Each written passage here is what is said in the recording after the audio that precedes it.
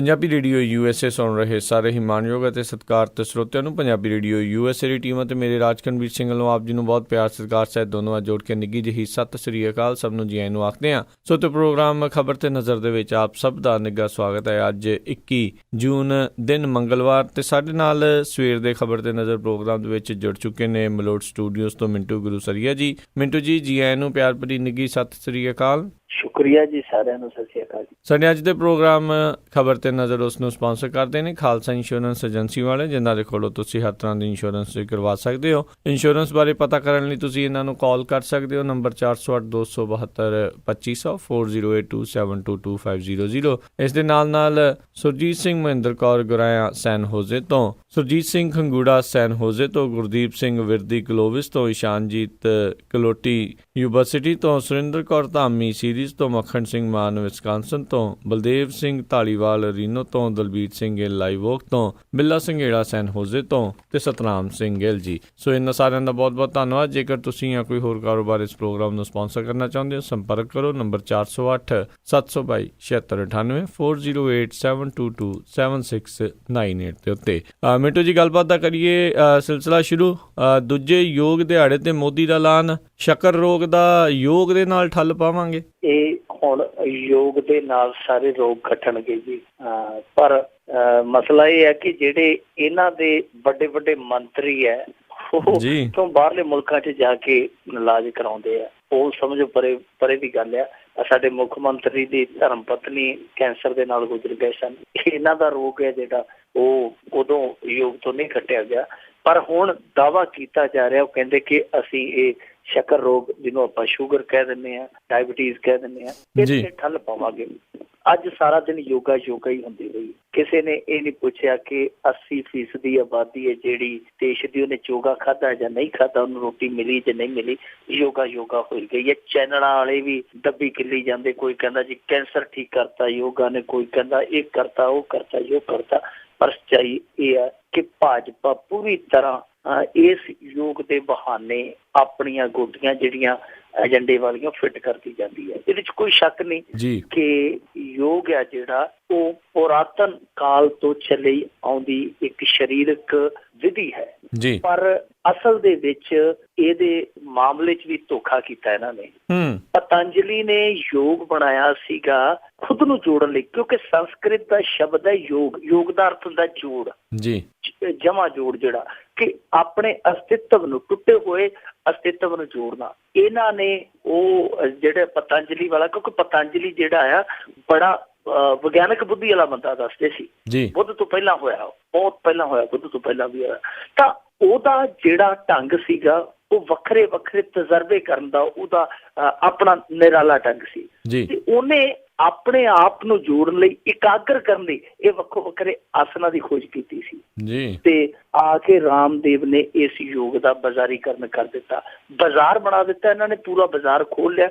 ਅੱਜ ਇਹਨਾਂ ਨੇ ਐਲਾਨ ਵੀ ਕਰ ਦਿੱਤਾ ਕਿ ਅਸੀਂ ਬਾਹਰਲੇ ਮੁਲਕਾਂ ਨੂੰ ਟ੍ਰੇਨਰ ਵੀ ਦੇਵਾਂਗੇ, ਸਾਰਾ ਕੁਛ ਕਰਾਂਗੇ। ਤਾਂ ਇਹ ਦੇਖ ਲਿਆ ਜਾਵੇ ਕਿ ਦੂਸਰੀਆਂ ਜੜੀਆਂ ਬੂਟੀਆਂ ਵਾਂਗੂ ਇਹਨਾਂ ਨੇ ਇਹ ਯੋਗਾ ਵੀ ਜਿਹੜਾ ਉਹ ਵੀ ਇੱਕ ਪ੍ਰੋਡਕਟ ਬਣਾ ਦਿੱਤਾ। ਬਿਲਕੁਲ। ਔਰ ਇਹੀ ਚੀਜ਼ ਜਿਹੜੀ ਹੈ ਇਹਨਾਂ ਦੇ ਦਿਮਾਗ ਦੀ ਖੇਡ ਹੈ ਕਿ ਨਾਲੇ ਪੁੰਨ, ਨਾਲੇ ਫਲੀਆਂ, ਨਾਲੇ ਮਸ਼ਹੂਰੀ ਹੈ, ਨਾਲੇ ਆਪਣਾ ਪ੍ਰਚਾਰ ਆ। ਜੋ ਉਹਨਾਂ ਨੂੰ ਚਾਹੀਦਾ ਉਹ ਪ੍ਰਚਾਰ ਮਿਲੀ ਜਾਂਦਾ, ਜਿਹੜਾ ਇਹਨਾਂ ਦੇ ਏਜੰਡੇ ਦੇ ਵਿੱਚ ਸਭ ਤੋਂ ਟੌਪ ਤੇ ਆ। ਬਾਜ਼ਾਰ ਖੁੱਲ ਗਿਆ ਔਰ ਪ੍ਰਮੋਸ਼ਨ ਕਰਨ ਲਈ ਮੀਡੀਆ ਉਹਨਾਂ ਦੇ ਕੋਲ ਮੌਜੂਦ ਆ। ਹੁਣ ਸਵਾਲ ਇਹ ਉੱਠਦਾ ਹੈ, ਜੇ ਯੋਗ ਸਾਰੇ ਰੋਗ ਕੱਟਦਾ ਹੈ ਤੇ ਯੋਗ ਕਰਵਾਉਣ ਵਾਲਾ ਬਾਬਾ ਰਾਮਦੇਵ ਫਿਰ ਦਵਾਈਆਂ ਦੀਆਂ ਫੈਕਟਰੀਆਂ ਕੋਲ ਲਿਆਈ ਫਿਰਦਾ, ਉਹਦਾ ਯੋਗ ਕਿਉਂ ਨਹੀਂ ਅਸਰ ਕਰਦਾ? ਫਿਰ ਉਹ ਦਵਾਈਆਂ ਕਿਉਂ ਲੋਕਾਂ ਨੂੰ ਨਾਲ ਦਿੰਦਾ? ਯੋਗ ਵਾਲਿਆਂ ਨੂੰ ਵੀ ਦਵਾਈਆਂ ਦਿੰਦਾ ਕਿ ਆਹ ਨਾਲ ਇਹਦਾ ਸੇਵਨ ਕਰੋ, ਆਹ ਕਬਜ਼ ਵਾਸਤੇ ਆ, ਆਹ ਵਜਨ ਘਟਾਉਣ ਵਾਸਤੇ ਆ, ਆਹ ਫਲਾਣੇ ਵਾਸਤੇ, ਨਕਸੀਰ ਵਾਸਤੇ ਆ, ਗਰਮੀ ਵਾਸਤੇ ਆ, ਆਹ ਦਿਮਾਗ ਵਧਾਉਣ ਵਾਸਤੇ ਆ। ਜਦੋਂ ਯੋਗਾ ਸਾਰਾ ਕੁਛ ਕਰਦਾ ਹੈ ਤੇ ਫਿਰ ਤੁਸੀਂ ਇਹ ਦਵਾਈਆਂ ਕਾਹਤੋਂ ਬਣਾਉਂਦੇ ਹੋ? ਸੋ ਬੜੇ ਸਵਾਲ ਆ, ਪਰ ਬਹਿਸ ਵੀ ਇਹਦੇ ਤੇ ਚੱਲਦੀ ਪਈ ਆ, ਚੱਲਦੀ ਆਈ ਆ ਪਿਛਲੇ ਸਾਲ ਤੋਂ, ਇਸ ਵਾਰ ਵੀ ਹੋਈ ਆ। ਪਰ ਦੇਖੋ ਸਾਡਾ ਕੋਈ ਢਿੱਡ ਨਹੀਂ ਦੁਖਦਾ, ਮਨਾਈ ਜਾਣ ਭਾਵੇਂ ਯੋਗਾ ਦਿਹਾੜਾ ਡੇਲੀ ਮਨਾਈ ਜਾਣ।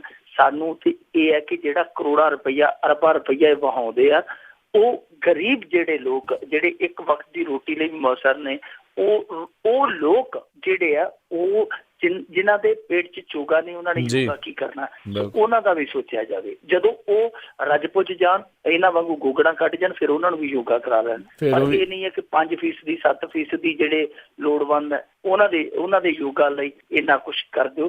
ਕਿੰਨੇ ਮਕਾਨ ਬਣ ਸਕਦੇ ਸਨ ਚੰਡੀਗੜ੍ਹ ਦੇ ਵਿੱਚ ਬੇਘਰਿਆਂ ਲਈ, ਜਿੰਨਾ ਪੈਸਾ ਇਹਨਾਂ ਨੇ ਵਹਾਇਆ, ਪਰ ਕਿਸੇ ਦੀ ਉੱਧਰ ਸੋਚ ਨਹੀਂ ਜਾਂਦੀ। ਖੈਰ ਮੁਖਤਸਰ ਅਰਜ਼ ਕਰਾਂ ਕਿ ਇਹ ਜਿਹੜੀਆਂ ਚੀਜ਼ਾਂ ਠੀਕ ਆ, ਇਹਨਾਂ ਦੇ ਅਨੁਕੂਲ ਬਿਲਕੁਲ ਫਿੱਟ ਬੈਠੀਆਂ ਗੋਟੀਆਂ ਇਹਨਾਂ ਦੀਆਂ, ਪਰ ਯੋਗਾ ਦੇ ਵਿੱਚੋਂ ਹੁਣ ਕਿੰਨੀ ਕੁ ਸਿਹਤ ਖੱਟਦੇ ਆ ਇਹਦਾ ਤਾਂ ਪਤਾ ਨਹੀਂ। ਪਰ ਪੰਜਾਬ ਵਾਲੇ ਮੁੱਖ ਮੰਤਰੀ ਨੂੰ ਜ਼ਰੂਰ ਇਹਨਾਂ ਸੋਚਣਾ ਚਾਹੀਦਾ ਹੈ ਕਿ ਜੇ ਤੁਸੀਂ ਆਪਦੀ ਹਵਾ, ਪਾਣੀ ਤੇ ਐਨਵਾਇਰਮੈਂਟ ਜਿਹੜਾ ਉਹ ਸ਼ੁੱਧ ਰੱਖਿਆ ਹੁੰਦਾ ਤੇ ਤੁਹਾਨੂੰ ਯੋਗਾ 'ਚ ਜਾਣ ਦੀ ਲੋੜ ਹੀ ਨਹੀਂ ਸੀ। ਪੰਜਾਬੀਆਂ ਨੂੰ ਤੇ ਯੋਗਾ 'ਚ ਜਾਣ ਦੀ ਲੋੜ ਹੀ ਨਹੀਂ ਸੀ। ਬੇੜਾ ਗਰਕ ਤੇ ਤੁਸੀਂ ਆਪ ਕੀਤਾ।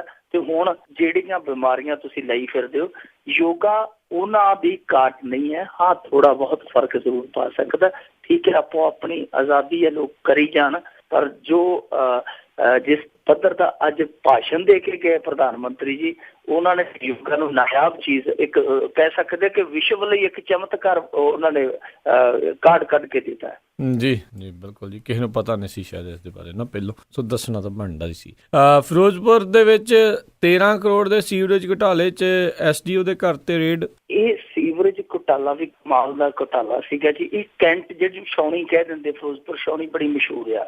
ਉਸ ਇਲਾਕੇ 'ਚ ਸੀਵਰੇਜ ਪਾਇਆ ਸੀ, ਔਰ ਜਿਨ੍ਹਾਂ ਨੇ ਪਾਇਆ ਸੀ ਉਹ ਕਮਾਲ ਦੇ ਬੰਦੇ ਸੀ, ਏਡੇ ਸਾਊ ਸੀ। ਉਹਨਾਂ ਨੇ ਸੀਵਰੇਜ ਜਿਹੜਾ ਸੀ ਉਹ ਸਿਰਫ ਕਾਗਜ਼ਾਂ 'ਚ ਪਾਇਆ, ਸੜਕ ਦੀ ਇੱਕ 'ਚ ਪਾਇਆ ਹੀ ਨਹੀਂ। ਉਹ ਇੱਕ ਕੋਈ ਜਾਗਰੂਕ ਬੰਦਾ ਸੀ, ਉਹਨੂੰ ਪਤਾ ਲੱਗ ਗਿਆ ਕਿ ਸੀਵਰੇਜ ਸਿਰਫ ਕਾਗਜ਼ਾਂ 'ਚ ਚੱਲਣ ਡਿਆ, ਸੜਕ ਦੇ ਵਿੱਚ ਤੇ ਸੀਵਰੇਜ ਹੈ ਹੀ ਨਹੀਂ। ਉਹਨਾਂ ਨੇ ਫਿਰ CBI ਨੂੰ ਪੱਤਰ ਲਿਖੇ ਸੀਗੇ, ਕਈ ਚਿੱਠੀਆਂ ਲਿਖੀਆਂ। ਉਹਨਾਂ ਚਿੱਠੀਆਂ ਦੇ ਆਧਾਰ ਤੇ ਜਾਂਚ ਸ਼ੁਰੂ ਹੋਈ ਸੀ। ਪਿਛਲੇ ਸਾਲ ਵੀ ਇਹ ਰੇਡਾਂ ਵੱਜੀਆਂ ਸਨ ਤੇ ਉਦੋਂ ਕਮਾਲ ਦੀ ਗੱਲ ਹੈ ਕਿ ਉਹਨਾਂ ਨੇ 1-2 ਫੜ ਵੀ ਲਏ ਅਫਸਰ, ਤੇ ਉਹ ਕਹਿੰਦੇ ਵੀ ਆਓ ਚਲੋ ਕਿੱਥੇ ਬਣਾਇਆ ਜੀ ਸੀਵਰੇਜ, ਕਹਿੰਦੇ ਜੀ ਇੱਥੇ ਬਣਾਇਆ। ਉਹਨਾਂ ਨੇ ਥੱਲੇ, ਉਹਨਾਂ ਨੇ ਕਿਹਾ ਉਤਰੋ ਫਿਰ, ਜਿੱਥੇ ਬਣਾਇਆ ਥੱਲੇ ਵਿਖਾਓ ਸੀਵਰੇਜ, ਮਾਰ ਕੇ ਡਾਂਗ। ਥੱਲੇ ਡਾਂਗ ਮਾਰਿਆ ਤੇ ਸੜਕ ਦੇ ਥੱਲੇ ਕੱਖ ਵੀ ਨਹੀਂ ਸੀ। ਉਹ ਕਹਿੰਦੇ ਜੀ ਅਸੀਂ ਤੇ ਇੱਥੇ ਬਣਾਇਆ ਸੀ, ਹੁਣ ਸੀਵਰੇਜ ਪਤਾ ਨਹੀਂ ਕਿੱਧਰ ਚਲਾ ਗਿਆ। ਉਹ ਕਹਿੰਦੇ ਕੋਈ ਗੱਲ ਨਹੀਂ, ਤੁਹਾਨੂੰ ਸੀਵਰੇਜ ਦੇ ਕੋਲ ਲੈ ਚੱਲਾਂਗੇ, ਖੜ ਜਾਓ ਥੋੜੀ ਦੇਰ। ਜੀ ਇਹੋ ਜਿਹੇ ਮਸਲੇ ਆ ਪੰਜਾਬ ਦੇ। ਤਾਂ ਹੁਣ ਉਹ ਦੁਬਾਰਾ ਜਿਹੜੀ ਉਹ CBI ਦੀ ਪ੍ਰਕਿਰਿਆ ਸੀ, ਰੁਕੀ ਹੋਈ ਸੀ, ਕੁਝ ਸਮੇਂ ਲਈ ਰੁਕ ਗਈ, ਪਤਾ ਨਹੀਂ ਰੁਕਵਾਈ ਗਈ ਜਾਂ ਰੁਕੀ ਹੈ। ਹੁਣ ਉਹ ਦੁਬਾਰਾ ਸ਼ੁਰੂ ਹੋਈ ਹੈ। ਉਸ ਕੜੀ ਦੇ ਵਿੱਚ ਅੱਜ ਫਿਰ ਉਹਨਾਂ ਨੇ ਛਾਉਣੀ ਦਾ ਇਲਾਕਾ ਫਰੋਲਿਆ, SDO ਦੇ ਘਰ ਵੀ ਗਏ, ਕੁਝ ਫਾਈਲਾਂ, ਕੁਝ ਕਾਗਜ਼ ਉਹਨਾਂ ਨੇ ਕਬਜ਼ੇ 'ਚ ਲਏ ਆ। ਪਰ ਇਹਦੇ 'ਚ ਕੋਈ ਸ਼ੱਕ ਦੋ ਰਾਏ ਨਹੀਂ ਹੈ। ਠੀਕ ਹੈ, ਕੋਈ ਵੀ ਏਜੰਸੀ ਆ ਉਹ ਸਾਰੇ ਤੱਥ ਸਬੂਤ ਕੇਸ 'ਚ ਪਾਉਣ ਲਈ ਸਾਰਾ ਕੁਛ ਹੱਥ ਹਿੱਟ ਕਰਕੇ ਫਿਰ ਹੀ ਸਾਰਾ ਕਰਦੀ ਹੈ ਪੁੰਛਣ ਕਰਨ ਤੋਂ ਬਾਅਦ। ਪਰ ਇਹ ਘੁਟਾਲਾ ਜਿਹੜਾ ਉਹ ਜੱਗਜਾਰ ਸੀਗਾ, ਸਾਫ਼ ਸੀਗਾ। ਕਿਉਂਕਿ ਛਾਉਣੀ ਇਲਾਕੇ ਦੇ ਵਿੱਚ ਇਸ ਸੀਵਰੇਜ ਦੀ ਕਹਾਣੀ ਇਹ ਹੈ ਕਿ ਇੱਥੇ ਕੋਈ ਚਲੋ ਹੁੰਦਾ ਖਾਣਾ ਪੀਣਾ ਹੁੰਦਾ ਕਿ ਵਿੱਚੋਂ ਕੁਝ % ਖਾਧਾ ਜਾਂਦਾ, ਇੱਥੇ ਤੇ ਪਤੰਦਰ ਸਾਰਾ ਸੀਵਰੇਜ ਦਾ ਸੀਵਰੇਜ ਹੀ ਖਾ ਗਏ। ਜੀ ਬਿਲਕੁਲ। ਅੱਗੇ ਗੱਲ ਕਰੀਏ ਵੀ ਕਾਂਗਰਸ ਦੇ ਸੀਨੀਅਰ ਲੀਡਰ ਲਾਲ ਸਿੰਘ ਦਾ ਕਹਿਣਾ, ਕਾਂਗਰਸ ਦੀਆਂ ਲੜਾਈਆਂ ਸ਼ੁਭ ਸੰਕੇਤ। ਤੇ ਫਿਰ ਇਹ ਸੁਖਬੀਰ ਸਿੰਘ ਬਾਦਲ ਨੂੰ ਕਾਹਤੋਂ ਟੋਕਦੇ ਆ? ਜੇ ਉਹ ਕਹਿੰਦਾ ਹੈ ਕਿ ਇਹਨਾਂ ਦੇ ਵਿੱਚ IPL ਚੱਲਦਾ ਪਿਆ ਤੇ ਫਿਰ ਤੁਸੀਂ ਕਹਿ ਦਿਓ ਕਿ ਭਾਈ ਕੋਈ ਗੱਲ ਨਹੀਂ, ਅਸੀਂ ਟੂਰਨਾਮੈਂਟ ਹੀ ਰੱਖਿਆ, ਫਾਈਨਲ ਕੱਢਣਾ ਸਾਡਾ।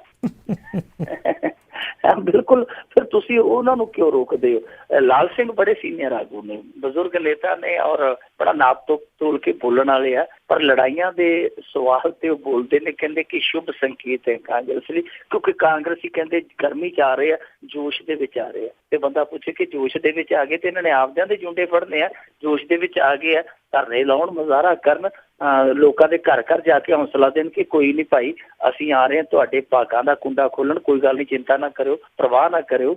ਇਹ ਥੋੜ੍ਹੀ ਹੈ ਕਿ ਤੁਸੀਂ ਆਪਦੀਆਂ ਪੱਗਾਂ ਲਾਉਣ ਤੁਰ ਪਓ। ਹੁਣ ਇਹਨਾਂ ਦਾ ਆਪਦਾ ਫਾਰਮੂਲਾ ਪਤਾ ਨਹੀਂ ਕਿਹੜਾ, ਥਰਮਾਮੀਟਰ ਇਹਨਾਂ ਨੇ ਲਾ ਕੇ ਵੇਖਿਆ ਕਿ ਜੋਸ਼ ਹੁਣ ਜ਼ਿਆਦਾ ਆ ਗਿਆ, ਤਾਂ ਹੀ ਹੋਸ਼ ਹੈ ਜਿਹੜੇ ਉਹ ਘੱਟ ਗਏ। ਪਰ ਇਹ ਠੀਕ ਆ, ਉਹਨਾਂ ਦਾ ਨਜ਼ਰੀਆ, ਉਹਨਾਂ ਦਾ ਦ੍ਰਿਸ਼ਟੀਕੋਣ ਹੈ, ਉਹਨਾਂ ਨੂੰ ਮੁਬਾਰਕ।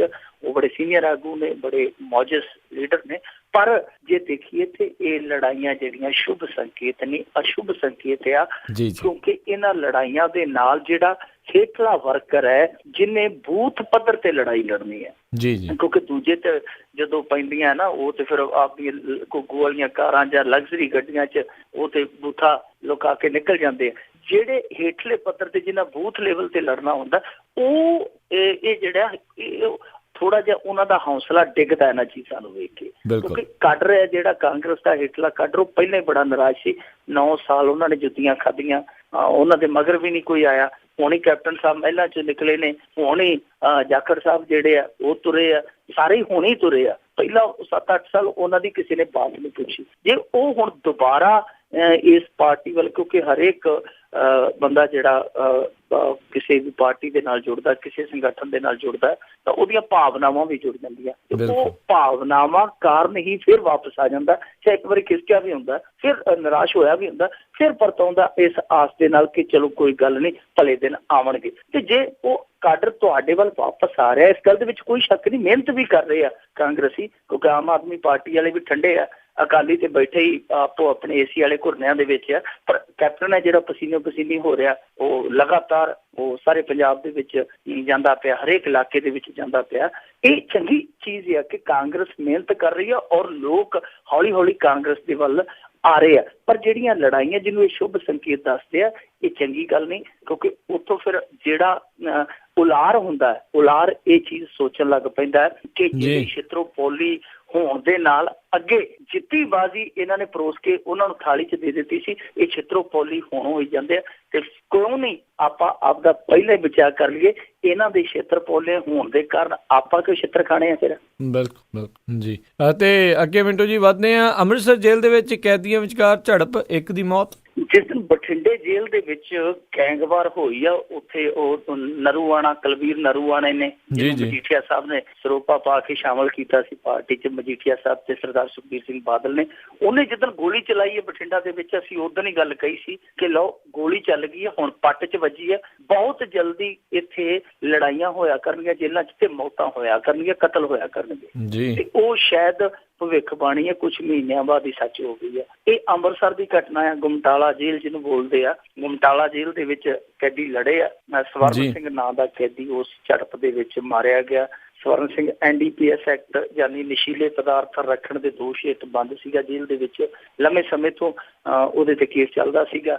ਲੜੇ ਆ, ਹੁਣ ਇਹ ਪਤਾ ਨਹੀਂ ਕਿਹੜੀ ਗੱਲ ਤੋਂ ਲੜੇ ਆ, ਪਰ ਉਹਦੀ ਮੌਤ ਹੋ ਗਈ। ਪੱਟੀ ਦਾ ਰਹਿਣ ਵਾਲਾ ਸੀਗਾ, ਪੱਟੀ ਦੇ ਨਾਲ ਕੋਈ ਧਾਰੀਵਾਲ ਪਿੰਡ ਆ, ਉੱਥੋਂ ਦਾ ਰਹਿਣ ਵਾਲਾ ਸੀ ਸਵਰਨ ਸਿੰਘ, ਜਿਹਨੂੰ ਹਸਪਤਾਲ 'ਚ ਲਿਜਾਇਆ ਗਿਆ ਪਰ ਉਹ ਬਚ ਨਹੀਂ ਸਕਿਆ, ਉਹਦੀ ਮੌਤ ਹੋ ਗਈ ਹੈ। ਪਰ ਮੌਤ ਦਾ ਕਾਰਨ ਹੈ ਲੜਾਈ। ਹੁਣ ਜੇਲ੍ਹ ਆ ਜਿਹੜੀ, ਉਹ ਅਸੀਂ ਕਹਿ ਤੇ ਦਿੰਦੇ ਹਾਂ ਕਿ ਜੇਲ੍ਹ ਆ, ਕਈ ਉਹਨੂੰ ਸੁਧਾਰ ਘਰ ਦਾ, ਵਿਚਾਰੇ ਜਿਹੜੇ ਭਰਮ ਦਾ ਸ਼ਿਕਾਰ ਉਹਨੂੰ ਸੁਧਾਰ ਘਰ ਵੀ ਕਹਿ ਦਿੰਦੇ, ਕਈ ਉਹਨੂੰ ਪਛਤਾਪ ਕਰਨ ਵਾਲੀ ਜਗ੍ਹਾ ਕਹਿ ਦਿੰਦੇ ਆ। ਪਰ ਜੇਲ੍ਹ ਹੈ ਜਿਹੜੀ, ਜੇਲ੍ਹ ਕਿਸੇ ਵੀ ਐਂਗਲ ਤੋਂ, ਕਿਸੇ ਵੀ ਪੱਖ ਤੋਂ ਅੱਜ ਉਹ ਬਾਹਰਲਾ ਮਾਹੌਲ ਹੈ, ਇਹਦੇ ਤੋਂ ਜੁਦਾ ਨਹੀਂ ਹੈ।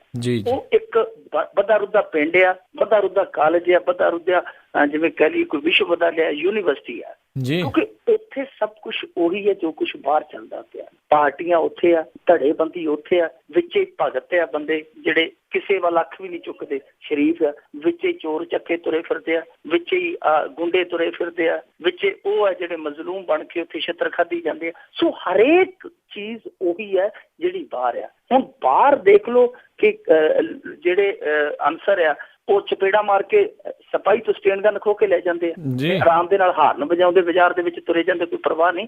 ਤਾਂ ਉਹ ਜਿਹੜੇ ਉਹ ਲੋਕ ਜਿਹੜੇ ਇਹੋ ਜਿਹੇ ਬਾਹਰ ਕੰਮ ਕਰਦੇ, ਉਹੋ ਜਿਹੇ ਲੋਕ ਹੀ ਤੇ ਅੰਦਰ ਗਏ ਨੇ। ਤਾਂ ਉੱਥੇ ਧੜੇਬੰਦੀ ਬਹੁਤ ਆ, ਉੱਥੇ ਇਹ ਚੋਰੀ ਚਕਾਰੀ ਬਹੁਤ ਹੈ, ਜੇਲ੍ਹਾਂ ਦੇ ਵਿੱਚ ਨਸ਼ਾਖੋਰੀ ਬਹੁਤ ਹੈ, ਔਰ ਇਹੀ ਕਾਰਨ ਹੈ ਕਿ ਲੜਾਈਆਂ ਹੁੰਦੀਆਂ। ਇਹਦਾ ਹੁਣ ਇੱਕੋ ਹੱਲ ਆ ਕਿ ਜੇਕਰ ਸਮਾਜ ਦੇ ਵਿੱਚੋਂ ਜਿਹੜੀ ਅਪਰਾਧਿਕ ਪ੍ਰਵਿਰਤੀ ਹੈ, ਗੁੱਸੇਖੋਰੀ ਹੈ, ਇਹ ਚੀਜ਼ ਖਤਮ ਹੋਵੇ ਤੇ ਤਾਂ ਹੀ ਉੱਥੇ ਮਾਹੌਲ ਸੁਧਰਨਾ ਜੇਲ੍ਹਾਂ ਦੇ ਵਿੱਚ। ਨਹੀਂ ਤੇ ਇਹ ਕੰਮ ਅੱਗੇ ਅੱਗੇ ਜ਼ਿਆਦਾ ਵਧੇਗਾ। ਜ਼ਿਆਦਾ ਕਿਵੇਂ ਵਧੇਗਾ? ਜਿਵੇਂ ਜਿਵੇਂ ਇੱਥੋਂ ਗੈਂਗਸਟਰ, ਇੱਥੋਂ ਦੇ ਜਿਹੜੇ ਅਪਰਾਧਿਕ ਪ੍ਰਵਿਰਤੀ ਵਾਲੇ ਨੌਜਵਾਨ ਆ, ਉਹ ਕੇਸਾਂ ਦੇ ਵਿੱਚ ਅੰਦਰ ਜਾਣਗੇ, ਅੰਦਰ ਗਰੁੱਪਬਾਜ਼ੀ, ਧੜੇਬੰਦੀ ਵੱਧਦੀ ਜਾਏਗੀ, ਔਰ ਲੜਾਈਆਂ ਔਰ ਇਹ ਜਿਹੜੀ ਉੱਥੇ ਖੂਨ ਖਰਾਬੇ ਵਾਲੀ ਖੇਡ ਹੈ ਵੱਧਦੀ ਜਾਏਗੀ। ਸੋ ਇਹ ਚੀਜ਼ਾਂ ਨੇ, ਜੇ ਬਾਹਰ ਨਹੀਂ ਸੁਧਰ ਸਕਦੇ ਤੇ ਘੱਟੋ ਘੱਟ ਜੇਲ੍ਹ ਦੇ ਅਮਲੇ ਨੂੰ, ਜੇਲ੍ਹ ਵਿਭਾਗ ਨੂੰ ਇਹ ਚੀਜ਼ ਜ਼ਰੂਰ ਸੋਚਣੀ ਚਾਹੀਦੀ ਹੈ ਕਿ ਕੈਦੀਆਂ ਦੀ ਮਾਨਸਿਕਤਾ ਚੋਂ ਇਹ ਗੁੱਟਬੰਦੀ, ਧੜੇਬੰਦੀ, ਇੱਕ ਦੂਜੇ ਦੇ ਨਾਲ ਦੁਸ਼ਮਣੀ, ਇਹ ਸਭ ਚੀਜ਼ਾਂ ਜਿਹੜੀਆਂ ਉਹ ਕੱਢਣ 'ਚ ਸਫਲ ਹੋ ਜਾਣ। ਔਰ ਇਹ ਕੰਮ ਹੋ ਸਕਦੇ ਆ ਜੇ ਨੈਤਿਕ ਪ੍ਰੋਗਰਾਮ, ਜੇ ਚੰਗੇ ਉੱਥੇ ਕੈਦੀ ਨੂੰ ਪੁਸਤਕ ਸੱਭਿਆਚਾਰ ਨਾਲ ਧਰਮ ਦੇ ਨਾਲ, ਇਹੋ ਜਿਹੀਆਂ ਚੀਜ਼ਾਂ ਦੇ ਨਾਲ ਜੋੜਿਆ ਜਾਵੇ ਤੇ ਇਹ ਚੀਜ਼ ਸੰਭਵ ਹੈ। ਪਰ ਅਫਸੋਸ ਹੈ ਕਿ ਇੱਥੇ ਇਸ ਪਾਸੇ ਕਿਸੇ ਦੀ ਸੋਚ ਹੀ ਨਹੀਂ ਜਾਂਦੀ। ਨਹੀਂ ਜੀ, ਜੀ ਬਿਲਕੁਲ। ਤੇ ਅੱਗੇ ਵਧੀਏ, ਸ਼ੀਲਾ ਦੀਕਸ਼ਿਤ ਦੇ ਨਾਲ ਨਾਲ ਅਰਵਿੰਦ ਕੇਜਰੀਵਾਲ ਦੇ ਖਿਲਾਫ ਵੀ ਮਾਮਲਾ ਦਰਜ ਕੀਤਾ ਆ ਉੱਥੋਂ ਦੀ ਐਂਟੀ ਕਰਪਸ਼ਨ ਬਿਊਰੋ ਨੇ, ਦਿੱਲੀ ਦੀ ਨੇ। ਦੇਖੋ ਜੀ, ਇੱਥੇ ਹੁਣ ਪੁੱਠੀ ਲੀਲਾ ਹੋ ਗਈ ਜੀ, ਕੇਜਰੀਵਾਲ ਦੇ ਨਾਲ ਇਹ ਸ਼ੀਲਾ ਪੁੱਠੀ ਲੀਲਾ ਹੈ ਨਾ ਜੀ, ਕਿ ਦੋਨੇ ਆਪੋਜੀਟ ਪਾਰਟੀ ਦੇ ਆ, ਦੋਨੇ ਵਿਰੋਧੀ ਧਿਰ ਦੇ ਆ ਤੇ ਇਕੱਠੇ ਹੀ ਨਾਮਜ਼ਦ ਹੋ ਗਿਆ ਇੱਕ ਕੇਸ ਦੇ ਵਿੱਚ। ਇਹ ਕਮਾਲ ਦਾ ਇਹ ਜਿਹੜਾ ਇਤਫਾਕ ਹੋਇਆ, ਇਹ ਉਹੀ ਹੈ ਜੀ ਟੈਂਕਰ ਘੁਟਾਲਾ, ਇਹ ਜਾਨ ਨਹੀਂ ਛੱਡਣ ਡਿਆ। ਇਹਨੇ ਸ਼ੀਲਾ ਦੀਕਸ਼ਿਤ ਦੀ ਹਾਰ ਤੇ ਲਿਖੀ ਸੀਗੀ, ਇਹਨੇ ਹੁਣ ਅਰਵਿੰਦ ਕੇਜਰੀਵਾਲ ਨੂੰ ਵੀ ਵਲਾਮਾ ਪਾਉਣਾ ਸ਼ੁਰੂ ਕਰ ਦਿੱਤਾ। ਟੈਂਕਰ ਘੁਟਾਲਾ 400 ਕਰੋੜ ਦਾ ਆ ਜੀ, ਔਰ ਇਹਦੇ ਚ ਟੈਂਡਰਾਂ ਦੀ ਜਿਵੇਂ ਅਦਲਾ ਬਦਲੀ ਹੋਈ, ਹੇਰ ਫੇਰ ਹੋਇਆ, ਉਹ ਕਹਾਣੀ ਬੜੀ ਲੰਮੀ ਆ ਤੇ ਉਹ ਸਿੱਧੇ ਰੂਪ ਦੇ ਵਿੱਚ ਸ਼ੀਲਾ ਦੀਕਸ਼ਿਤ ਦੇ ਮੱਥੇ ਤੇ ਲੱਗਦਾ। ਜਿਵੇਂ ਕਾਮਨਵੈਲਥ ਗੇਮ ਦਾ ਘੁਟਾਲਾ ਜਿਹੜਾ, ਹਾਲਾਂਕਿ ਸ਼ੀਲਾ ਦੀਕਸ਼ਿਤ ਜਿਵੇਂ ਆਪਾਂ ਕਹਿ ਦਿੰਦੇ ਹਾਂ ਕਿ ਭਾਵੇਂ ਜਿਵੇਂ ਮਰਜ਼ੀ ਹੈ ਜੀ, ਕੈਪਟਨ ਪ੍ਰਸ਼ਾਸਕ ਚੰਗਾ ਹੈ, ਐਡਮਿਨਿਸਟ੍ਰੇਟਰ ਚੰਗਾ ਹੈ, ਤਾਂ ਓਦਾਂ ਹੀ ਦਿੱਲੀ ਵਾਲੇ ਵੀ ਕਹਿੰਦੇ ਕਿ ਇਹ ਦਾਗ ਜਿਹੜੇ ਆ ਬੇਸ਼ੱਕ ਹੈ ਨੇ ਸ਼ੀਲਾ ਦੀਕਸ਼ਿਤ ਤੇ, ਪਰ ਉਹ ਪ੍ਰਸ਼ਾਸਕ ਚੰਗੀ ਸੀ, ਪਰ ਉਹ ਜਿਹੜਾ ਚੰਗਾਪਨ ਹੈ ਉਹਨੂੰ ਇਹ ਦਾਗ ਹੈ ਜਿਹੜੇ ਉਹ ਲੁਕਾ ਲੈਂਦੇ ਆ।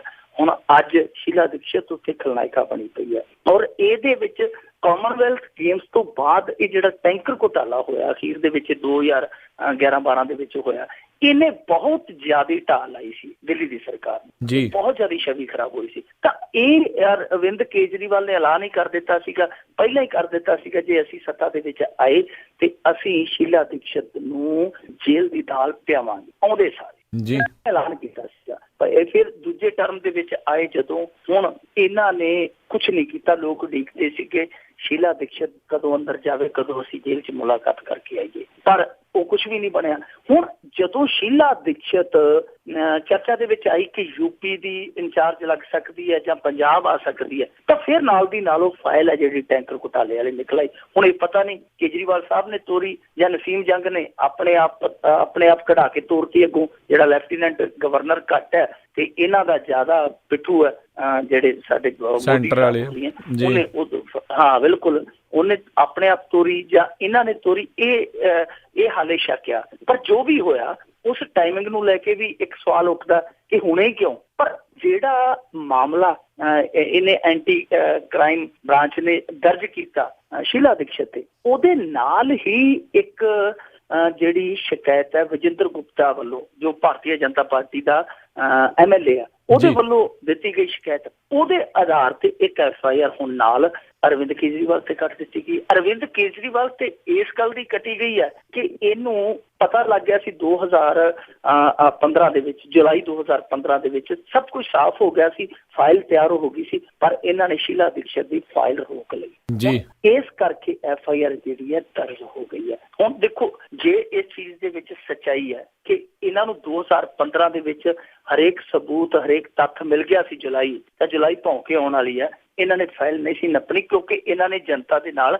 ਵਾਅਦਾ ਕੀਤਾ ਸੀ ਕਿ ਅਸੀਂ ਆਉਂਦੇ ਸਾਰ ਇਹ ਕੱਚਾ ਚਿੱਠਾ ਖੋਲਾਂਗੇ। ਜੇ ਇਹ ਝੂਠ ਆ ਤੇ ਫਿਰ ਬਹੁਤ ਮਾੜੀ ਗੱਲ ਹੈ। ਫਿਰ ਤੇ ਮਾੜਾ ਅਸੀਂ ਕਹਿਣਾ ਹੀ ਕੀ ਹੈ, ਕਿਉਂਕਿ ਕੇਂਦਰ ਸਰਕਾਰ ਜਿਵੇਂ ਦੀਆਂ ਨੀਤੀਆਂ ਤੇ ਚੱਲੀ ਹੋਈ ਹੈ ਉਹ ਸਭ ਕੁਝ ਜਾਇਜ਼ ਹੀ ਹੈ ਉਹਦੇ ਲਈ।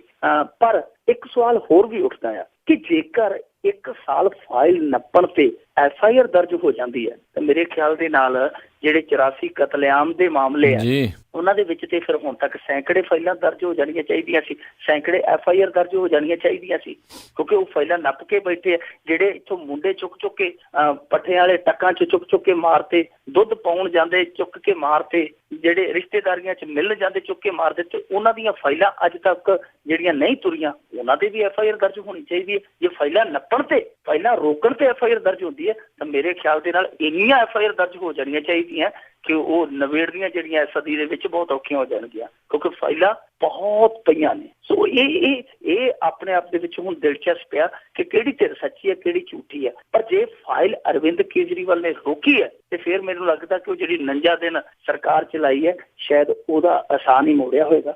ਜੀ। ਅਗਲੀ ਆਪਾਂ ਗੱਲ ਕਰੀਏ ਮਿੰਟੂ ਜੀ ਵੀ, ਸਲਮਾਨ ਖਾਨ ਆਪਣੀ ਇੱਕ ਬੇਤੁਕੀ ਜੀ ਟਿੱਪਣੀ ਦੇ ਕਰਕੇ ਫਸੇ ਆ। ਦੇਖੋ ਜੀ, ਸਲਮਾਨ ਖਾਨ ਦਾ ਜਿਹੜਾ ਵਿਅਕਤੀਤਵ ਆ, ਜਿਹੜਾ ਉਹਦਾ ਵਿਅਕਤੀਤਵ ਦਾ ਵਿਹਾਰ ਆ, ਉਹ ਦੋਵੇਂ ਹਾਲੇ ਏਦਾਂ ਲੱਗਦੇ ਆ ਕਿ ਜਿੱਦਾਂ ਜਿਵੇਂ ਉਹ 25-30 ਸਾਲ ਦੀ ਉਮਰ 'ਚ ਫਿਰਦਾ ਹੋਵੇ। ਉਹ ਹਾਲੇ ਤੱਕ ਮੈਚਿਓਰ ਨਹੀਂ ਹੋਇਆ। ਬੇਸ਼ੱਕ ਆਪਣੀ ਜ਼ਿੰਦਗੀ ਦਾ ਅਰਧ ਸੈਂਕੜਾ ਮਾਰਨ ਨੂੰ ਫਿਰਦਾ, 50 ਸਾਲ ਨੂੰ ਟੁੱਕਣ ਨੂੰ ਫਿਰਦਾ, ਪਰ ਮੈਚਿਓਰਟੀ ਉਹਦੇ ਚ ਹਾਲੇ ਨਹੀਂ ਆਈ ਨਹੀਂ ਜਾਂ ਲਿਆਇਆ ਨਹੀਂ। ਇਹ ਨਹੀਂ, ਚੰਗੇ ਕੰਮ ਵੀ ਬਥੇਰੇ ਕਰਦਾ, ਪਰ ਜਿਹੜੇ ਕਰਦਾ ਮਾੜੇ ਮੋਟੇ ਉਹਦੇ ਤੇ ਆਪ ਹੀ ਮਿੱਟੀ ਪਵਾ ਲੈਂਦਾ। ਟਵੀਟ ਪਿਛਲੇ ਸਾਲ ਕੀਤਾ ਸੀ, ਉਹਦੇ ਤੇ ਮੁੜ ਕੇ ਤੇ ਪਿਓ ਨੇ ਮਾਫੀ ਮੰਗੀ। ਅੱਜ ਇਹਨੇ ਇੱਕ ਇੰਟਰਵਿਊ ਚ ਇਹ ਕਹਿਤਾ ਕਿ ਜਿਹੜੀ ਸੁਲਤਾਨ ਫਿਲਮ ਬਣਾ ਰਿਹਾ ਵਾਂ ਉਹਦੇ ਚ ਇੰਨੀ ਮਿਹਨਤ ਕਰਨੀ ਪਈ ਕਿ ਜਦੋਂ ਸ਼ਾਮ ਨੂੰ ਵਿਹਲੇ ਹੋਈਦਾ ਸੀ ਐਂ ਲੱਗਦਾ ਸੀ ਕਿ ਮਰ ਜਾਣਾ ਦਰਦ ਦੇ ਨਾਲ। ਇੰਨਾ ਦਰਦ ਹੁੰਦਾ ਸੀ ਜਿਵੇਂ ਰੇਪ ਵਿਕਟਮ ਨੂੰ ਹੁੰਦਾ। ਉਹਨੇ ਤੁਲਨਾ ਜਿਹੜੀ ਆਪਣੀ ਥਕਾਵਟ ਦੀ ਰੇਪ ਵਿਕਟਮ ਦੇ ਨਾਲ, ਰੇਪ ਪੀੜਤਾਂ ਦੇ ਨਾਲ ਕਰ ਦਿੱਤੀ ਕਿ ਸਰੀਰ ਐਂ ਦੁਖਦਾ ਸੀ ਜਿਵੇਂ ਰੇਪ ਵਿਕਟਮ ਹੁੰਦਾ ਰੇਪ ਤੋਂ ਬਾਅਦ ਦੁਖਦਾ। ਸੋ ਇਹ ਟਿੱਪਣੀ ਜਿਹੜੀ ਸੀਗੀ ਉਹ ਬਹੁਤ ਸਾਰੀਆਂ ਬੀਬੀਆਂ ਦੇ ਮਨ ਨੂੰ ਲੱਗੀ, ਮਨ ਨੂੰ ਟੁੱਭੀ, ਉਹਨੇ ਮਨ ਨੂੰ ਝੰਜੋੜਿਆ ਕਿ ਇਹ ਗਲਤ ਨਹੀਂ ਹੈ। ਕਿਸੇ ਪੀੜਤ ਨੂੰ ਤੁਲਨਾਤਮਕ ਤੌਰ ਤੇ ਆਪਣੇ ਬੋਲਾਂ ਦੇ ਵਿੱਚ ਰੱਖ ਕੇ ਇਸ ਤਰ੍ਹਾਂ ਦਾ ਉਹਨੂੰ ਤਿਰਸਕਾਰ ਦੇਣਾ ਇਹ ਚੰਗੀ ਗੱਲ ਨਹੀਂ, ਔਰ ਮੇਰੇ ਖਿਆਲ ਦੇ ਨਾਲ ਇਹ ਚੰਗੀ ਗੱਲ ਹੈ ਵੀ ਨਹੀਂ। ਕਿਉਂਕਿ ਜਦੋਂ ਤੁਸੀਂ ਕਿਸੇ ਦੀ ਤੁਲਨਾ ਕਰਦੇ ਹੋ ਤਾਂ ਆਪਣੇ ਨਾਲ ਕਿਸੇ ਦੀ ਤੁਲਨਾ ਕਰਦੇ ਹੋ ਤਾਂ ਤੁਸੀਂ ਉਹੋ ਜਿਹੀ ਉਦਾਹਰਨ ਚੱਕੋ ਜਿਹਦੇ ਨਾਲ ਉਹਦੀ ਭਾਵਨਾ ਜਾਂ ਜਿਹਦੇ ਨਾਲ ਉਹਦੀ ਜਿਹੜੀ ਮਾਨਸਿਕਤਾ ਹੈ ਉਹ ਨੁਕਸਾਨੀ ਨਾ ਜਾਵੇ। ਸ਼ਬਦਾਂ ਦੀ ਚੋਣ ਸ਼ਾਇਦ ਗਲਤ ਹੋ ਗਈ, ਇਹ ਹੋ ਸਕਦਾ ਕਿਤੇ ਅਚੇਤ ਅਵਸਥਾ ਦੇ ਵਿੱਚ ਅਣਜਾਣੇ ਦੇ ਵਿੱਚ ਸ਼ਬਦ ਨਿਕਲ ਗਿਆ ਹੋਵੇ, ਪਰ ਇਹ ਹੈ ਗਲਤ। ਸੋ ਇਹਦੇ ਤੇ ਵਿਵਾਦ ਉੱਠਿਆ। ਮਹਿਲਾ ਕਮਿਸ਼ਨ ਨੇ ਉਹਨੂੰ ਨੋਟਿਸ ਭੇਜ ਵੀ ਦਿੱਤਾ। ਉਹਨਾਂ ਕਿਹਾ ਕਿ 7 ਦਿਨਾਂ 'ਚ ਜਵਾਬ ਦੇ, ਜੇ ਜਵਾਬ ਤੋਂ ਅਸੀਂ ਸੰਤੁਸ਼ਟ ਨਾ ਹੋਏ ਕਿ ਤੈਨੂੰ ਇੱਥੇ ਪੇਸ਼ ਹੋਣਾ ਪੈਣਾ। ਸੋ ਬਹੁਤ ਸਾਰੇ ਹੋਰ ਸੰਗਠਨ ਹੈ ਜਿਹੜੇ ਉਹ ਵੀ ਬਾਹਰ ਆ ਗਏ ਕਿ ਅਸੀਂ ਧਰਨੇ ਲਾਵਾਂਗੇ, ਮੁਜ਼ਾਹਰੇ ਕਰਾਂਗੇ, ਮਾਫੀ ਮੰਗੋ। ਹੁਣ ਮਾਫੀ ਹੈ ਜਿਹੜਾ ਉਹਦਾ ਪਿਓ ਮੰਗ ਰਿਹਾ ਸਲੀਮ ਖਾਨ, ਉਹ ਕਹਿੰਦਾ ਜੀ ਗਲਤ ਕੀਤਾ ਇਹਨੇ, ਮੈਂ ਮਾਫੀ ਮੰਗਦਾ। ਪਰ ਜਿਹੜੇ ਬੰਦੇ ਨੇ ਇਹ ਸ਼ਬਦ ਕਹੇ ਆ ਉਹ ਹਾਲੇ ਤੱਕ ਮੌਨ ਹੈ, ਉਹ ਚੁੱਪ ਆ। ਹੁਣ ਇਹ ਵੀ ਕੁਝ ਬੰਦੇ ਕਹਿ ਰਹੇ ਆ ਕਿ ਇਹ ਕੰਟਰੋਵਰਸੀ ਸ਼ਾਇਦ ਜਾਣ ਕੇ ਛੇੜੀ ਗਈ ਹੈ ਕਿ ਸੁਲਤਾਨ ਤੇ ਸਲਮਾਨ ਖਾਨ ਦੋਵਾਂ ਨੂੰ ਪ੍ਰਚਾਰ ਮਿਲ ਸਕੇ। ਇਹ ਵੀ ਸੁਣਨ ਨੂੰ ਮਿਲ ਰਿਹਾ। ਪਰ ਚਲੋ ਜੇ ਜਾਣੇ ਅਣਜਾਣੇ ਚ ਵੀ ਹੋਇਆ ਤਾਂ ਸਲਮਾਨ ਖਾਨ ਨੂੰ ਮਾਫੀ ਮੰਗਣ ਚ ਕੋਈ ਹਰਜ ਨਹੀਂ। ਪਰ ਅੱਗੇ ਤੋਂ ਇਹਨੂੰ ਇਹ ਵੀ ਖਿਆਲ ਚ ਰੱਖਣਾ ਚਾਹੀਦਾ ਹੈ ਕਿ ਜੇਲਾਂ ਇਹਨੇ ਵੇਖ ਲਈਆਂ, ਥਾਣੇ ਇਹਨੇ ਵੇਖ ਲਏ, ਕਚਹਿਰੀਆਂ ਇਹਨੇ ਵੇਖ ਲਈਆਂ, ਜਿਹੜੇ ਅਦਾਲਤਾਂ ਦੇ ਵਿੱਚ ਤਿਕੜਮਬਾਜ਼ੀਆਂ ਦੇ ਸਾਰੇ ਆਲੇ ਚਾਲੇ ਇਹਨੇ ਵੇਖ ਲਏ, ਸਭ ਕੁਛ ਵੇਖ ਲਿਆ। ਹੁਣ ਇਹਨੂੰ ਸਿਆਣਾ ਬਣਨ ਦੀ ਲੋੜ ਆ। ਕੰਮ ਮਨੁੱਖਤਾ ਲਈ ਕਰਦਾ ਜਿਹੜੇ ਉਹ ਕਰੇ, ਨਾਲ ਆਪਣਾ ਇਹਦਾ ਐਕਟਿੰਗ ਦਾ ਇੱਕ ਬਹੁਤ ਵੱਡਾ ਜਿਵੇਂ ਕਹਿ ਲਈਏ ਕਿ ਬਹੁਤ ਵੱਡਾ ਘੇਰਾ ਇਹਦੇ ਪ੍ਰਸ਼ੰਸਕਾਂ ਦਾ। ਉਹਨਾਂ ਨੂੰ ਇਸ ਤਰ੍ਹਾਂ ਹਰਟ ਕਰਨ ਦੇ ਨਾਲੋਂ ਚੰਗਾ ਕਿ ਚੰਗੇ ਗੁਣਾਂ ਦਾ ਧਾਰਨੀ ਬਣੇ। ਜੀ, ਹਿੱਟ ਐਂਡ ਰਨ ਕੇਸ ਦੇ ਵਿੱਚੋਂ ਵੀ ਨਿਕਲ ਆਇਆ ਸੀ ਤੇ ਹੁਣ ਜਦੋਂ ਇਦਾਂ ਦੀ ਬਿਆਨਬਾਜ਼ੀ ਇਹ ਕਰਦਾ, ਪਤੰਗ ਦਾ ਜਾਦੂ ਚੱਲ ਗਿਆ ਨਾ ਜੀ। ਜੀ ਬਿਲਕੁਲ। ਤੇ ਅੱਗੇ ਵਧੀਏ ਮਿੰਟੂ ਜੀ, ਵੀ ਕੈਪਟਨ ਨੇ ਸੁਖਬੀਰ ਤੇ ਕੇਜਰੀਵਾਲ ਦੋਨਾਂ ਨੂੰ ਵੰਗਾਰਿਆ। ਇਹ ਦੇਖੋ ਜੀ, ਏਦਾਂ ਵੰਗਾਰਦੇ ਪਏ ਜਿਵੇਂ ਛਿੰਝ ਲੜਨੀ ਹੋਵੇ ਇੱਕ ਦੂਜੇ ਨੂੰ। ਪਹਿਲਾਂ ਸੁਖਬੀਰ ਸਿੰਘ ਬਾਦਲ ਵੰਗਾਰਦੇ ਹੁੰਦੇ ਸੀ, ਪਿਛਲੇ ਸਾਲ ਜਦੋਂ ਕੰਮ ਚੱਲਿਆ ਰੈਲੀ ਹੋਏ, ਜਦੋਂ ਰੈਲੀ ਹੋਏ ਸੀਗੇ। ਹੁਣ ਕੈਪਟਨ ਅਮਰਿੰਦਰ ਸਿੰਘ ਵੰਗਾਰਦੇ ਫਿਰਦੇ। ਵੈਸੇ ਕੈਪਟਨ ਅਮਰਿੰਦਰ ਸਿੰਘ ਵੀ ਉੱਧਰ ਜਾਂਦੇ ਆ ਜਦੋਂ ਇਹਨਾਂ ਦੇ ਨਾਲ ਕੋਈ ਬਿਆਨਾਂ ਚ ਟਸਲਬਾਜ਼ੀ ਹੋਵੇ ਨਾ, ਉੱਧਰ ਜੇ ਜਾਂਦੇ ਆ ਕਿ ਜੀ ਜਾਂ ਨਹੀਂ ਲੱਗਦਾ, ਕੋਈ ਉੱਧਰੋਂ ਵੀ ਬੋਲੇ। ਫਿਰ ਇਹ ਹੁਣ ਜਿਵੇਂ ਹੁੰਦੇ ਆ ਨਾ ਜੀ, ਹੜਬੜਾਹਟ ਲੱਗੀ ਹੁੰਦੀ ਹੈ ਕਿਸੇ ਇਨਸਾਨ ਨੂੰ, ਤਾਂ ਉਵੇਂ ਹੜਬੜਾਏ ਪਏ ਕਿ ਕੋਈ ਬੋਲਦਾ ਕਿਉਂ ਨਹੀਂ ਪਿਆ, ਚੁੱਪ ਕਿਉਂ ਸਾਰੇ, ਇਤਨਾ ਸਨਾਟਾ ਕਿਉਂ ਹੈ ਬਾਈ। ਸੋ ਇਸ ਕਰਕੇ ਹੁਣ ਵੰਗਾਰ ਰਹੇ। ਉਹ ਕਹਿੰਦੇ ਆ ਜੀ ਕਿ ਅਰਵਿੰਦ ਕੇਜਰੀਵਾਲ ਜਿੱਥੋਂ ਮਰਜ਼ੀ ਚੋਣ ਲੜ ਲੈ, ਮੈਂ ਉੱਥੇ ਹੀ ਉਹਦੇ ਬਰਾਬਰ ਲੜਾਂਗਾ, ਉਹਨੂੰ ਹਰਾਵਾਂਗਾ। ਸੁਖਬੀਰ ਸਿੰਘ ਬਾਦਲ ਉਹ ਚੈਲੰਜ ਕਰਕੇ ਕਹਿੰਦੇ ਆ ਕਿ ਜੇ ਚੋਣ ਹੁਣ ਕਰਵਾਉਣੀ ਤਾਂ ਹੁਣ ਕਰਵਾ ਕੇ ਵੇਖ ਨਜ਼ਾਰਾ, ਤੈਨੂੰ ਪਟਕ ਨਹੀਂ ਗਿਆ। ਇੰਨੇ ਕੌਨਫੀਡੈਂਟ ਨੇ ਔਰ ਇੰਨੇ ਜੋਸ਼ ਦੇ ਵਿੱਚ ਨੇ ਕਿ ਉਹ ਚੋਣਾਂ ਵੀ ਅੱਜ ਹੀ ਮੰਗ ਕਰਦੇ ਪਏ। ਚੋਣਾਂ ਜਿਹੜੀਆਂ ਹੈ ਉਹ ਹੁਣੇ ਕਰਵਾਉਣ। ਦੂਜੇ ਨੰਬਰ ਤੇ ਅਰਵਿੰਦ ਕੇਜਰੀਵਾਲ ਨੂੰ ਕਹਿ ਰਹੇ ਕਿ ਆਓ। ਹੁਣ ਅਰਵਿੰਦ ਕੇਜਰੀਵਾਲ ਦੀ ਐਡੀ ਤਾਂ ਨਹੀਂ ਮੱਤ ਮਾਰੀ ਕਿ ਉੱਥੋਂ ਸਾਰਾ ਰਾਜ ਭਾਗ ਛੱਡ ਕੇ ਤੇ ਇੱਥੇ ਆ ਜੇ ਇਸ ਵੰਗਾਰ ਤੇ। ਉਹ ਪ੍ਰਤੀਕਾਰ ਮੇਰੇ ਹਿਸਾਬ ਨਾਲ ਕਦੇ ਇਹੋ ਜਿਹਾ ਨਹੀਂ ਕਰੇਗਾ। ਔਰ ਚੰਗਾ ਸਿਆਸਤਦਾਨ, ਹੰਡਿਆ ਸਿਆਸਤਦਾਨ ਇਹ ਗਲਤੀ ਕਰਦਾ ਵੀ ਨਹੀਂ ਕਿ ਕਿਸੇ ਦੇ ਵੰਗਾਰਨ ਤੇ ਆਖੇ ਕਿ ਲੈ ਅਸਤੀਫਾ ਇੱਧਰ, ਹੁਣ ਮੈਂ ਤੇਰੇ ਨਾਲ ਚੋਣ ਲੜ ਕੇ ਵੇਖਣੀ। ਇਹ ਤੇ ਹੈ ਨੀਗਾ ਕਿ ਜਵਾਕ ਤੁਰੇ ਜਾਂਦੇ ਗਲੀ ਦੇ ਵਿੱਚ ਪੱਟਾਂ ਤੇ ਹੱਥ ਮਾਰ ਕੇ ਕਹਿਣ ਵੇਖਣਾ ਹੀ। ਇਹ ਸਿਆਸਤ ਹੈ। ਇਹਦੇ ਵਿੱਚ ਵੈਸੇ ਜਿਹੜੇ ਸਿਆਸਤਦਾਨਾਂ ਦਾ ਵੇਖ ਵਿਖਾਈਆ ਹੈ ਉਹ ਇੱਕ ਰਸਮ ਪੂਰਤੀ ਹੈ। ਅਸਲੀ ਜਿੱਤ ਹਾਰ ਤੈਅ ਕਰਨੀ ਹੈ ਵੋਟਰ ਨੇ। ਕੈਪਟਨ ਅਮਰਿੰਦਰ ਸਿੰਘ ਨੂੰ ਇਹਨਾਂ ਫਜ਼ੂਲ ਦੇ ਤਮਾਸ਼ਿਆਂ ਚੋਂ ਨਿਕਲ ਕੇ ਆਪਣੀ ਜੋ ਉਹਨਾਂ ਨੇ ਕੰਪੇਨ ਵਿੱਢੀ ਹੋਈ ਹੈ ਉਹਦੇ ਵੱਲ ਧਿਆਨ ਦੇਣਾ ਚਾਹੀਦਾ। ਦੂਜੇ ਨੰਬਰ ਤੇ ਜਿਹੜੀ ਹਰੇਕ ਸਟੇਜ ਤੇ ਉਹਨਾਂ ਦੇ ਉੱਥੇ ਵਰਕਰ ਜੋ ਤਮਾਸ਼ਗੀਰੀ ਕਰਦੇ ਆ ਉਹਦੇ ਤੇ ਲਗਾਮ ਲਾਉਣੀ ਚਾਹੀਦੀ ਹੈ। ਏਕਤਾ ਵਾਲੇ ਪਾਸੇ ਤੁਰਨਾ ਚਾਹੀਦਾ, ਕਿਉਂਕਿ ਇਹਨਾਂ ਦੀ ਪਾਰਟੀ 'ਚ ਅੱਜ ਸਭ ਤੋਂ ਵੱਡਾ ਜਿਹੜਾ ਮੁਸੀਬਤ ਦਾ ਕਾਰਨ ਹੈ ਉਹ ਹੈ ਇਹਨਾਂ ਦੇ ਆਪਸ ਦੇ ਵਿੱਚ ਜਿਹੜਾ ਪਿਆ ਹੋਇਆ ਪਾਠਕ। ਸੋ ਇਹਨਾਂ ਨੂੰ ਏਕਤਾ ਵਾਲੇ ਪਾਸੇ ਤੁਰਨਾ ਚਾਹੀਦਾ ਕਿ ਪਾਰਟੀ ਦੇ ਵਿੱਚ ਏਕਤਾ ਹੋਵੇ, ਅਖੰਡਤਾ ਹੋਵੇ। ਰਹੀ ਗੱਲ ਕੌਨਫੀਡੈਂਸ ਦੀ, ਵਿਸ਼ਵਾਸ ਦੀ, ਖੁਦ ਤੇ ਸਵੈ ਭਰੋਸੇ ਦੀ, ਤਾਂ ਕੈਪਟਨ ਅਮਰਿੰਦਰ ਸਿੰਘ ਨੂੰ ਅਤੀਤ ਤੋਂ ਸਬਕ ਲੈਣਾ ਚਾਹੀਦਾ। 2012 ਦੇ ਵਿੱਚ ਇਹਨਾਂ ਨੇ ਤਾਂ ਟੈਰੀ ਰੂਬੀਆ ਦੇ ਪਜਾਮੇ ਵੀ ਸਵਾਲੇ ਸੀ ਕਿ ਸਹੁੰ ਚੁੱਕਣ ਵੇਲੇ ਕਿਹੜੇ ਪਾਉਣੇ ਆ। ਹੋਇਆ ਉਲਟ ਸੀ ਕਿ ਇਹਨਾਂ ਦੇ ਆਪਣੇ ਬੰਦਿਆਂ ਨੇ ਇਹਨਾਂ ਦੀ ਬੇੜੀ ਧੋ ਕੇ ਰੱਖਤੀ ਸੀ। ਸੋ ਉਹਨਾਂ ਚੀਜ਼ਾਂ ਤੋਂ ਸਬਕ ਲੈਣਾ ਚਾਹੀਦਾ। ਹਾਂ ਠੀਕ ਹੈ, ਤੁਹਾਨੂੰ ਆਪਣੇ ਤੇ ਯਕੀਨ ਜ਼ਰੂਰ ਕਰਨਾ ਚਾਹੀਦਾ, ਪਰ ਇੰਨਾ ਵੀ ਜ਼ਿਆਦਾ ਨਹੀਂ ਕਰਨਾ ਚਾਹੀਦਾ ਕਿ ਮੁੜ ਕੇ ਯਕੀਨ ਹੈ ਜਿਹੜਾ ਉਹ ਲੱਜਾ ਬਣ ਜਾਵੇ, ਸ਼ਰਮ ਬਣ ਜਾਵੇ। ਸੋ ਇਸ ਪਾਸੇ ਧਿਆਨ ਘੱਟ ਦੇਣਾ ਚਾਹੀਦਾ। ਬਾਕੀ ਜਿਹੜੀ ਵੰਗਾਰਨ ਵਾਲੀ ਗੱਲ ਹੈ, ਇਹ ਤੇ ਕੈਪਟਨ ਦੀ ਪੁਰਾਣੀ ਆਦਤ ਹੈ ਜੀ। ਵੰਗਾਰ ਤਾਂ ਕੈਪਟਨ ਹਰੇਕ ਹਾਲ ਦੇ ਵਿੱਚ ਲੈਂਦਾ। ਜੀ ਜੀ। ਅਤੇ ਭਾਜਪਾ ਵਾਲੇ 25 ਜੂਨ ਨੂੰ ਕਾਲਾ ਦਿਹਾੜਾ ਮਨਾਉਣਗੇ। ਇਹ ਐਮਰਜੈਂਸੀ ਦੀ ਯਾਦਗਾਰ ਮਨਾ ਰਹੇ ਆ ਜੀ 25 ਜੂਨ। ਇਹਨਾਂ ਨੇ ਅੱਜ ਆਪਣੀ ਕੋਰ ਕਮੇਟੀ ਦੇ ਵਿੱਚ ਫੈਸਲਾ ਲਿਆ ਵਾ ਕਿ 25 ਤੇ 26 ਜੂਨ ਨੂੰ ਕਾਲਾ ਦਿਹਾੜਾ ਮਨਾਇਆ ਜਾਏਗਾ, 2 ਦਿਨ।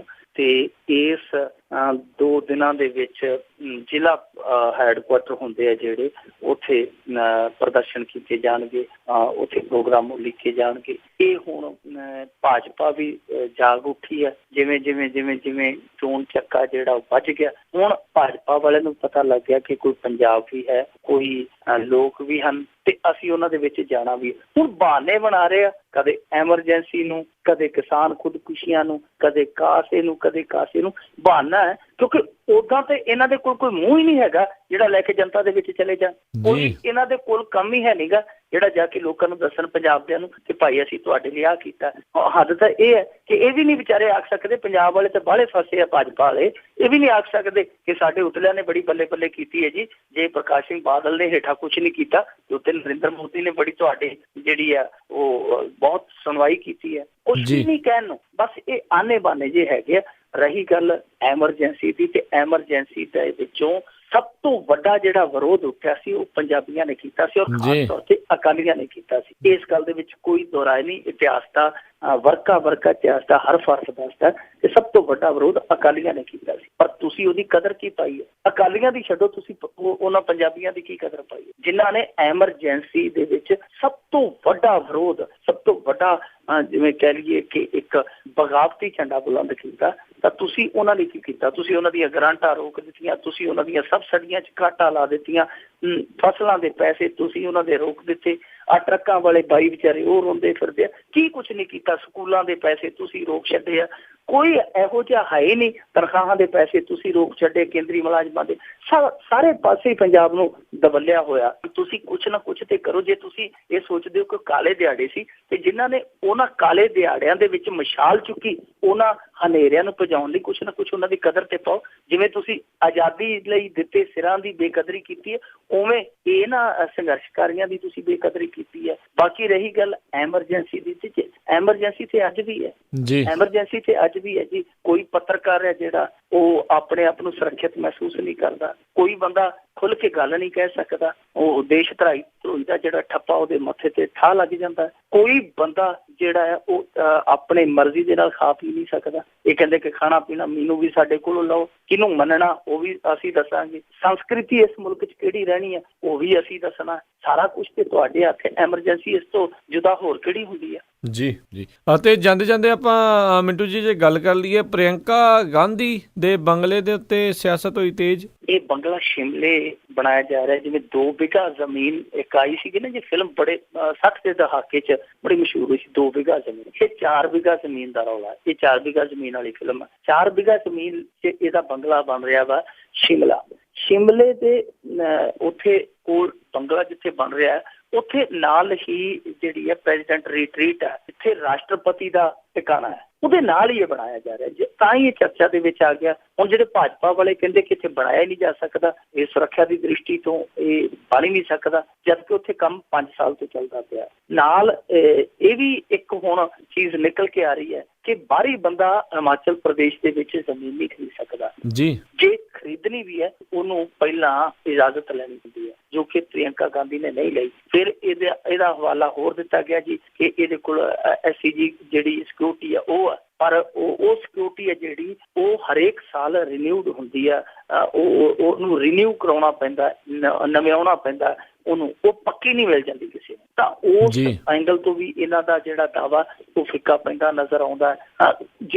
ਰਾਸ਼ਟਰਪਤੀ ਦੇ, ਕਿਉਂਕਿ ਉੱਥੇ ਮਹਿਮਾਨ ਵੀ ਜਾਂਦੇ, ਰਾਸ਼ਟਰਪਤੀ ਆਪ ਵੀ ਜਾਂਦਾ, ਪੱਕਾ ਟਿਕਾਣਾ ਹੈ ਸ਼ਿਮਲੇ ਦੇ ਨਜ਼ਦੀਕ ਆ, ਤਾਂ ਉੱਥੇ ਬਿਲਕੁਲ ਨਾਲ ਜਿਹੜਾ ਬਣਾਇਆ ਜਾ ਰਿਹਾ ਬੰਗਲਾ ਉਸ ਮਾਮਲੇ ਦੇ ਵਿੱਚ, ਕਿਉਂਕਿ ਉੱਥੇ ਅੱਜ ਤੋਂ ਕੁਝ ਸਾਲ ਪਹਿਲਾਂ ਇੱਕ ਫੌਜ ਦੇ ਬੜੇ ਵੱਡੇ ਅਧਿਕਾਰੀ ਨੇ ਮੰਗ ਕੀਤੀ ਸੀ ਕਿ ਮੈਨੂੰ ਇਜਾਜ਼ਤ ਦਿੱਤੀ ਜਾਵੇ ਘਰ ਬਣਾਉਣ ਲਈ। ਉਹਨੇ 1 ਏਕੜ ਜ਼ਮੀਨ ਮੰਗੀ ਸੀ, ਉਹਨੂੰ ਇਜਾਜ਼ਤ ਨਹੀਂ ਸੀ ਦਿੱਤੀ, ਫੌਜ ਦੇ ਬੜੇ ਵੱਡੇ ਅਧਿਕਾਰੀ ਨੇ। ਪਰ ਪ੍ਰਿयंका ਗਾਂਧੀ ਨੂੰ ਉੱਥੇ ਕਿਵੇਂ ਇਜਾਜ਼ਤ ਮਿਲ ਗਈ, ਸਾਰੇ ਹੈਰਾਨ ਆ। ਔਰ ਦੂਜੀ ਗੱਲ, ਬੀਬੀ ਪ੍ਰਿयंका ਗਾਂਧੀ ਨੇ 4 ਬਿਘਾ ਜ਼ਮੀਨ ਹੈ ਜਿਹੜੀ ਉਹ 47 ਕਰੋੜ ਚ ਲਈ ਹੈ। ਤੇ ਜਦੋਂ ਉੱਥੇ ਰੇਟ 1 ਬਿਘਾ 1 ਕਰੋੜ ਸੀ, ਉਸ ਸਮੇਂ 4 ਬਿਘਾ ਜ਼ਮੀਨ ਹੈ ਜਿਹੜੀ ਉਹ ਪ੍ਰਿयंका ਗਾਂਧੀ 47 ਲੱਖ ਚ ਲੈ ਜਾਂਦੀ ਹੈ। ਇਹ ਵੀ ਇੱਕ ਅਲੋਕਾਰ ਗੱਲ ਆ। ਹੁਣ ਸਾਰੀਆਂ ਗੱਲਾਂ ਜੇ ਕੁੱਲ ਮਿਲਾ ਕੇ ਵੇਖ ਲਈਏ ਤੇ ਵਿੱਚੋਂ ਇੱਕ ਗੱਲ ਇਹ ਵੀ ਨਿਕਲਦੀ ਹੈ ਕਿ ਜਦੋਂ ਜ਼ਮੀਨ ਅਲਾਟ ਹੋਈ ਉਸ ਸਮੇਂ ਹਿਮਾਚਲ ਪ੍ਰਦੇਸ਼ ਚ ਸਰਕਾਰ ਭਾਜਪਾ ਦੀ ਸੀ, ਉਹਨਾਂ ਨੂੰ ਇਹਨਾਂ ਸਾਰੀਆਂ ਚੀਜ਼ਾਂ ਨਹੀਂ ਦਿਖੀਆਂ। ਇਹ ਵੀ ਇੱਕ ਕਮਾਲ ਦੀ ਗੱਲ ਹੈ। ਪਰ ਕੁੱਲ ਮਿਲਾ ਕੇ ਵੇਖੀਏ ਤਾਂ ਇਹ ਸਮਾਂ ਉਹ ਸਮਾਂ ਸੀਗਾ ਜਦੋਂ ਲੋਕ ਕਹਿੰਦੇ ਸੀਗੇ ਕਿ ਵਿਸ਼ਵ ਦੇ ਵਿੱਚ ਇੱਕ ਦੇਸ਼ ਹੈ ਜਮਾਇਕਾ ਤੇ ਇੱਕ ਸਾਡਾ ਦੇਸ਼ ਹੈ ਜਿਹੜਾ ਜਮਾਇਕਾ ਹੈ, ਇਹ ਅਰਥਾਤ ਜਵਾਈ ਦਾ ਦੇਸ਼ ਹੈ। ਉਸ ਦੌਰ ਦੀਆਂ ਸਭ ਗੱਲਾਂ ਨੇ।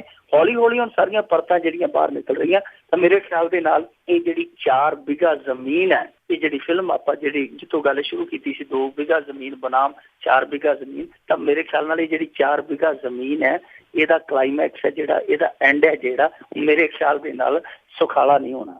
ਜੀ ਬਿਲਕੁਲ। ਤੇ ਬਹੁਤ ਬਹੁਤ ਧੰਨਵਾਦ ਮਿੰਟੂ ਜੀ, ਤੁਸੀਂ ਸਾਡੇ ਨਾਲ ਜੁੜੇ, ਇਹਨਾਂ ਖਬਰਾਂ ਦੇ ਬਾਰੇ ਸਾਨੂੰ ਵਿਸਤਾਰ 'ਚ ਜਾਣਕਾਰੀਆਂ ਦਿੱਤੀਆਂ। ਅਗਲੇ ਬੁਲਟਨ ਤੱਕ ਲਈ ਤੁਹਾਡਾ ਬਹੁਤ ਬਹੁਤ ਧੰਨਵਾਦ, ਮਿਹਰਬਾਨੀ, ਸਤਿ ਸ੍ਰੀ ਅਕਾਲ। ਸ਼ੁਕਰੀਆ ਜੀ। ਤੇ ਸੋ ਤੋਂ ਇੱਥੇ ਹੀ ਸਾਡਾ ਅੱਜ ਦਾ ਇਹ ਪ੍ਰੋਗਰਾਮ ਖਬਰ ਤੇ ਨਜ਼ਰ ਉਹ ਵੀ ਹੁਣ ਸਮਾਪਤ ਹੁੰਦਾ ਹੈ। ਹੁਣ ਮੈਨੂੰ ਰਾਜਕਨਵੀਰ ਸਿੰਘ ਨੂੰ ਵੀ ਇਜਾਜ਼ਤ ਦਿਓ। ਮੇਰੇ ਵੱਲੋਂ ਵੀ ਆਪ ਸਭ ਨੂੰ ਬਹੁਤ ਪਿਆਰ ਸਤਿਕਾਰ ਸਹਿਤ ਦੋਨੋਂ ਜੋੜ ਕੇ ਨਿੱਘੀ ਜਿਹੀ ਸਤਿ ਸ੍ਰੀ ਅਕਾਲ। ਜਿੰਨੇ ਵਾਸਤੇ ਰਹੋ, ਹੱਸਦੇ ਖੇਲਦੇ ਰਹੋ ਤੇ ਸੁਣਦੇ ਰਹੋ ਪੰਜਾਬੀ ਰੇਡੀਓ USA।